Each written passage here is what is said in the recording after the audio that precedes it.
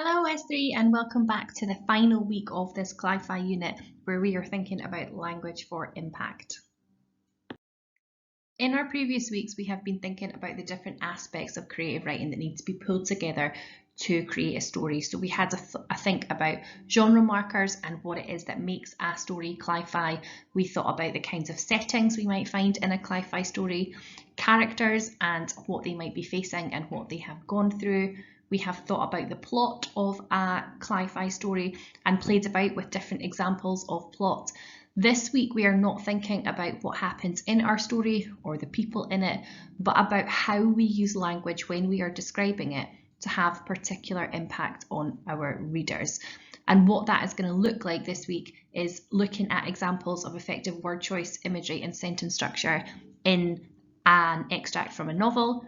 We're going to have a think, we're going to compare a couple of examples to see the specific impact it has on us as readers, and then you're going to move into using your own examples of effective language in your writing.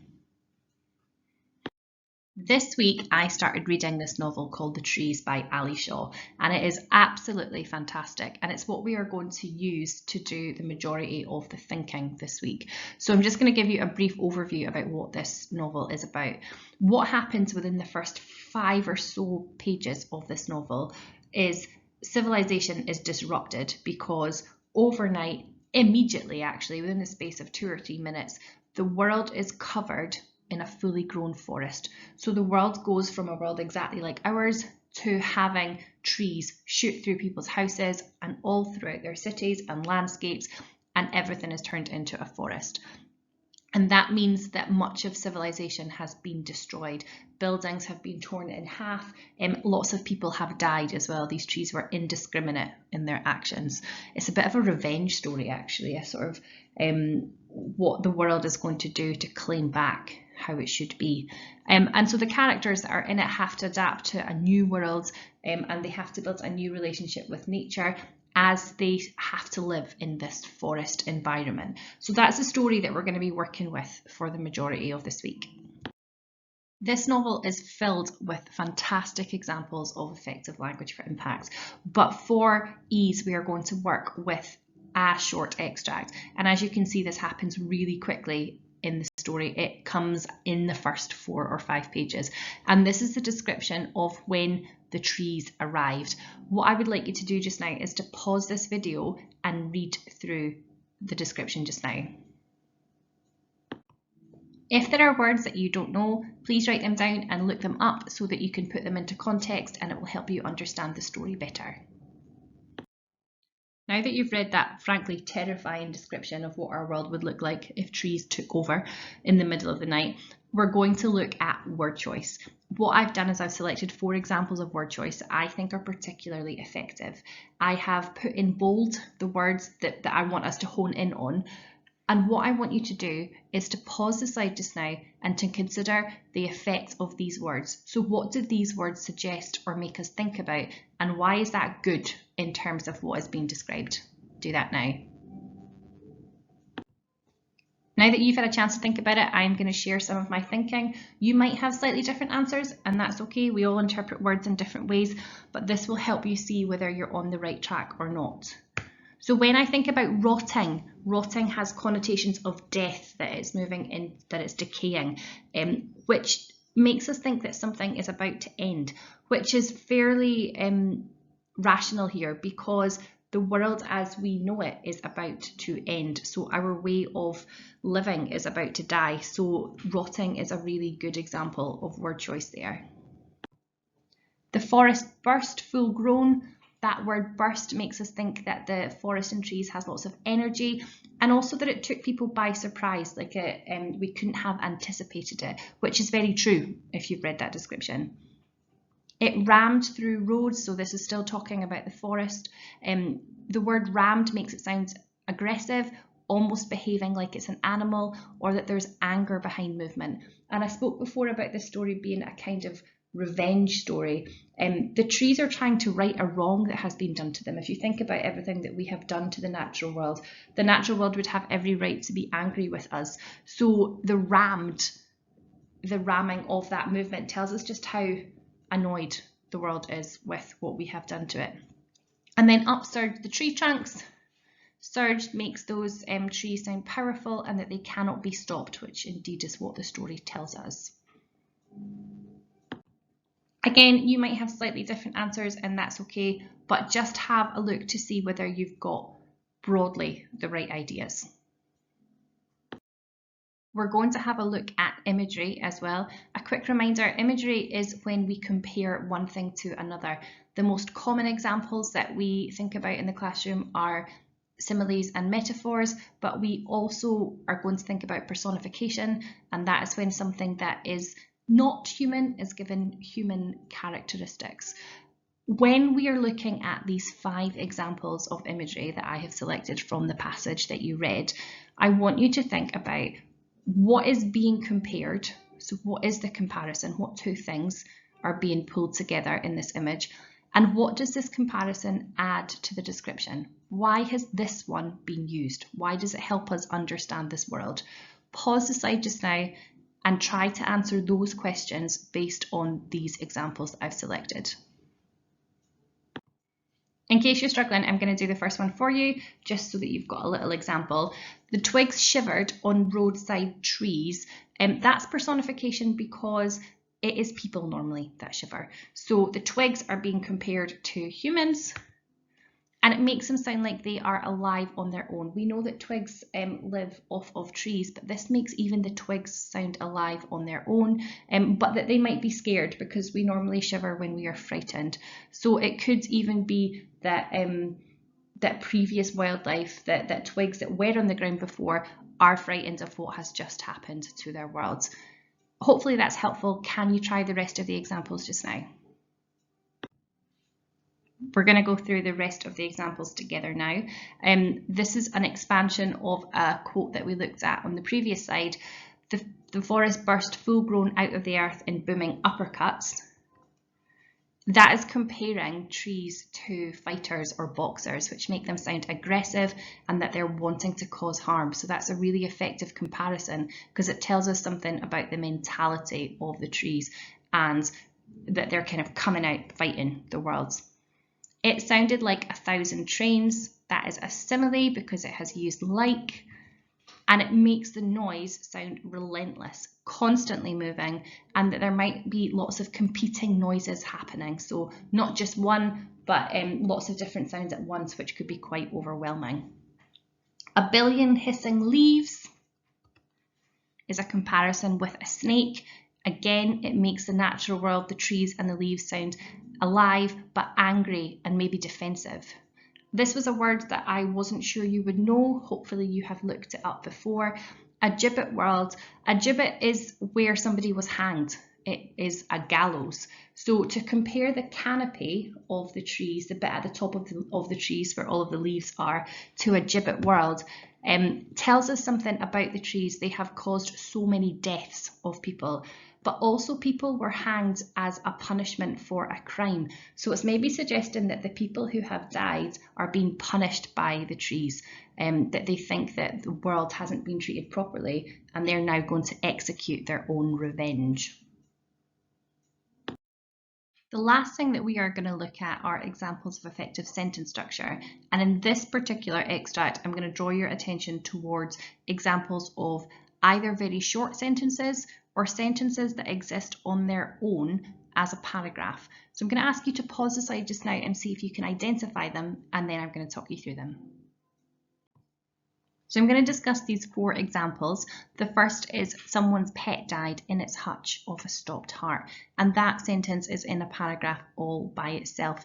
It's the first hint that we have that something really dramatic is going to happen, and it heightens the tension and drama in our extract. We also have the people of the suburb slept. Adrian Thomas slept. There's a little bit of repetition in that sentence structure in that both of them end in the word slept. Also suggest like there's lots of movement outside, there's lots of noise, lots of squelching, lots of animals moving, and then we have the contrast of the people in the houses who are sleeping, and we know that something is about to happen that is going to stop them sleeping. And we get that just 2 paragraphs later. Then the trees came. 4 words, monosyllabic, really drawing us attention to how much this event is going to change their world. And that is also shown in a blink of an eye. The world has changed because their entire world has changed, and the simplicity and shortness of that sentence helps to reinforce exactly how much of a difference there is between what the world was like before the trees came and then what came afterwards. We're going to look a little bit more at two examples of personification. These are both taken from the trees, although not from the extract that I have shared with you. And both times the fire, the idea of the fire, is given human characteristics. So even though the things that are being compared are the same, human behaviour and the fire, they both suggest slightly different things. And what I want you to do just now is to pause the slide and to read these two examples of personification and to try and work out how they are different from each other, because they both suggest the fire behaving in slightly different ways. What is it about that comparison that suggests that behaviour? In the fire clicked its fingers, that makes the fire sound like it's in control. If we think about the noise that makes, we can hear the fire snapping and crackling. It is noisy and it is demanding attention.